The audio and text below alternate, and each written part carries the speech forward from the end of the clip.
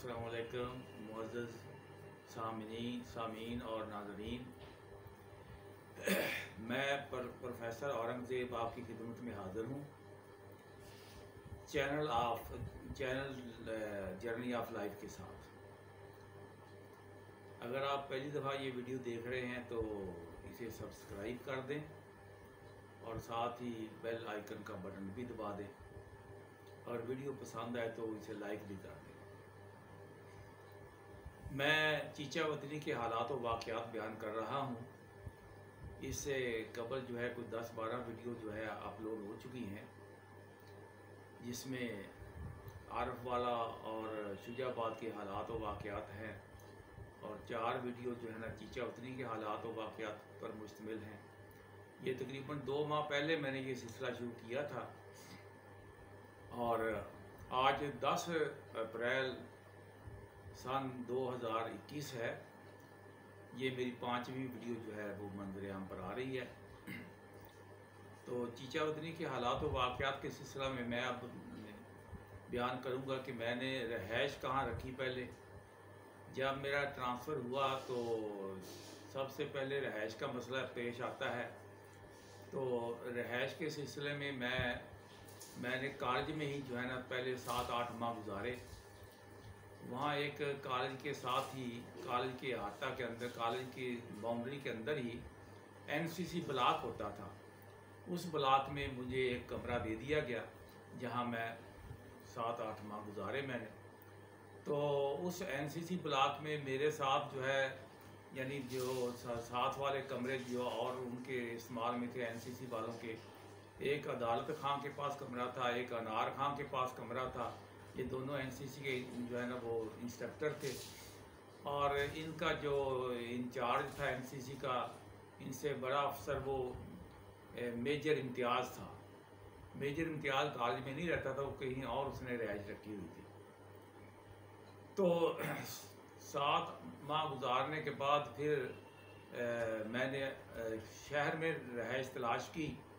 राजा ज़मीर जो कि एक अच्छे क्लर्क थे हमारे कॉलेज के, तो उसकी वसातत से मैंने जो मकान तलाश किया वो राव मरातब अली खान का मकान था।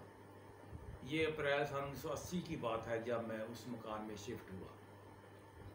ये ब्लॉक नंबर 18 में वाक़या था, और मेरे जो हमसाए बहुत ही अच्छे हमसाए थे, मास्टर निसार और शाकर लतीफ़। मास्टर निसार जैसा कि नाम से ज़ाहिर है ये किसी स्कूल में पढ़ाते थे, और शाकर लतीफ़ जो थे वो वापडा में मुलाजिम थे। तो वहाँ सेटल हो गया। उसके बाद मैं अगला जो मौजूद जो है ना वो बयान करता हूँ कि ये यानी कि अगले जो है ना वाक़यात जो है ना, ये मेरी वहाँ ट्रांसफ़र से 3 माह के अंदर अंदर ही तकरीबन हुए जो मैं अभी बयान करने लगा हूँ। तो तकरीबात 6 रोज़ा तकरीबात हुई। वो कोई मेरे ख़्याल में सन हिजरी जो है वो इस नई सदी शुरू हुई थी।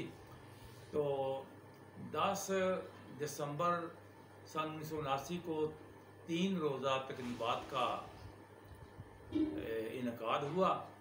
तो उसमें जो मेरी पार्टिसिपेशन थी कि वो तकरीबन सभी पंजाबी के डिबेट हुए या उर्दू के डिबेट हुए, उन सभी के इनवानात मैंने ही दिए थे, और क्विज़ प्रोग्राम भी रखा गया था जिसके सवालात मैंने ही तरतीब दिए थे। इसी तरह से इस 6 रोज़ा तकरीबात का जो स्टेज सेक्रेटरी था वो भी मैं ही था, और कुछ तकरीबात में मैंने बतौर जज भी अपना रोल अदा किया। तो इन तकरीबात के इनकाद में मैंने बड़ा भरपूर जो है हिस्सा लिया, तो जो कि एक यादगार तकरीबात थी। इसके बाद मैं जो अगला वाक़या पेश करने लगा हूँ वो, अगरचे यहाँ जो है ना इन वाक़यात के मतलब शायद फिर भी जो है ना मैं मज़ीद तशरीह वो करूँ, तो अगला वाक़या जो है ये मैं बयान करने लगा हूँ 15 दिसंबर सन 1979 का। तो ये वाक़या है कि जब मैं उकाड़ा छावनी से छुट्टियां मनाकर वापस आ रहा था, यही 6 रोज़ा तकरीबात के सिलसिले में हुई थी। तो उस वक्त मैं बरलब सड़क खड़ा था कि एक NLC کا ٹرک جو ہے وہ وہاں سے گزر رہا تھا. اس نے مجھے دیکھ کر روک لیا. تو مجھے پوچھا کہاں جانا. میں نے کہا چیچا اتری. تو اس نے کہا آؤ بیٹھ جاؤ. اگرچہ راستے میں ہم نے 2-1 جگہ رک کر جو ہے چائے وغیرہ بھی پی اور میں نے پیسے بھی ادا کرنے کی کوشش کی, لیکن اس نے پیسے نہیں لیے. تو ٹرک جو ہے نا اس نے مجھے عین کالج کے دروازے پر ہی چھوڑا جا کر اور خود جو ہے وہاں سے رخصت ہو گیا. تو اس کے بعد کیا ہوا کہ رات کو میں نے یہ دیکھا اور دیکھ کر پریشان ہو گیا کہ وہ جو ٹرک ڈرائیور تھا وہ اپنے پیچھے اور بھی NLC کے ٹرک جو ہے نا وہ لے کر آ رہا تھا. اور میں نے شمار کیے کہ 17 ٹرک جو ہے نا وہ کالج کے اندر انٹر ہو گئے. میں دیکھ کر پریشان ہو گیا کہ یہ بن بلائے مہمان جو ہے وہ آ گئے ہیں.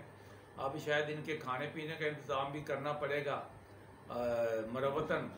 تو میں خاصا پریشان ہوا, لیکن اس ٹرک ڈرائیور نے جو مجھے لے کر آیا تھا اس نے فوراً میری پریشانی یہ کہہ کر دور کر دی کہ ہم نے یہاں صرف اسٹے کرنا ہے, ہمیں جگہ نہیں مل رہی تھی تو اسی لیے یہاں آئے ہیں, ورنہ ہمارے پاس کھانے پینے کا اور چائے پانی کا مکمل انتظام ہے. اس سلسلے میں کوئی کسی قسم کی ہم آپ کو تکلیف نہیں دیں گے. اور پھر یہ ہوا کہ وہ تقریباً ساری رات جو ہے وہاں عدالت خان انار خان کے ساتھ جو ہے نا وہ 3-4 ٹرک ڈرائیور وہاں تاش کھیلتے رہے اور گپے شپے لگاتے رہے. تو اس طرح سے ان کا بھی وقت اچھا گزر گیا اور ہمارے انار خان اور عدالت خان جو NCC کے انسٹرکٹر تھے ان کا بھی یہ اچھا وقت گزرا. تو اس سلسلے میں یہ ایک خوشگوار واقعہ ہی سمجھا جائے. اس کے بعد جو اگلا واقعہ میں بیان کرنے لگا ہوں وہ ذرا دیر کا ہے, لیکن اس میں یعنی یہ سمجھے کہ ترتیب محدود نہیں رکھی جا سکی. وہ ہے سوک سوسائٹی کا قیام. تو یہاں سوسائٹیوں کا اتنا رواج نہیں تھا کالج میں, تو میں نے جو ہے نا وہ پہلا رواج یہ ڈالا کہ سوک سوسائٹی کا قیام یہ فروری 1982 کی بات ہے کہ یہ فنکشن جو ہے نا یہ اتنا بڑا فنکشن تھا کہ پورے کالج میں جو ہے نا سیلیبریٹ کیا گیا. یعنی کہ دیکھنے کو تو یہ صرف سوک سوسائٹی تھی, لیکن ابھی میں بیان کرنے والا ہوں تو پتہ چلے گا کہ اس کا قیام جو ہے نا وہ جو ہے نا بہت ہی اہمیت کا حامل تھا اور اس کی ابتدا بھی بڑی زبردست ہوئی تھی. تو اس کے لیے جو ہے نا جو سوسائٹی جو چنی گئی تو اس میں جو عہدیداران چنے گئے ان کے میں ابھی آپ کے سامنے نام لیتا ہوں. یہ میرے سامنے اس وقت کے اخبار کی یہ کٹنگ ہے. تو اس کے بعد جو ہے نا وہ جو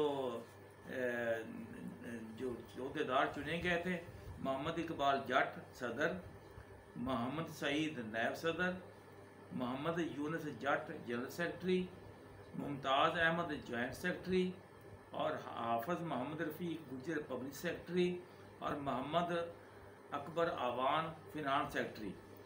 ان عہدوں کا جو ہے نا وہ حلف لیا جانا تھا.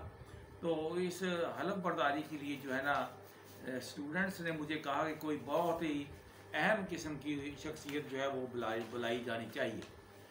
چنانچہ فیصلہ یہ ہوا کہ کمشنر ملتان ڈویژن کو بلایا جائے.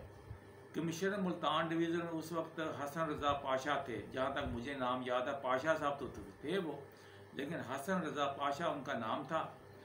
تو چنانچہ جو ہے ہم نے کمشنر آفس کی طرف رجوع کیا اور انشاءاللہ ابھی جو ہے نا یہ اس کی تفصیل اگلی ویڈیو میں بیان کرتا ہوں.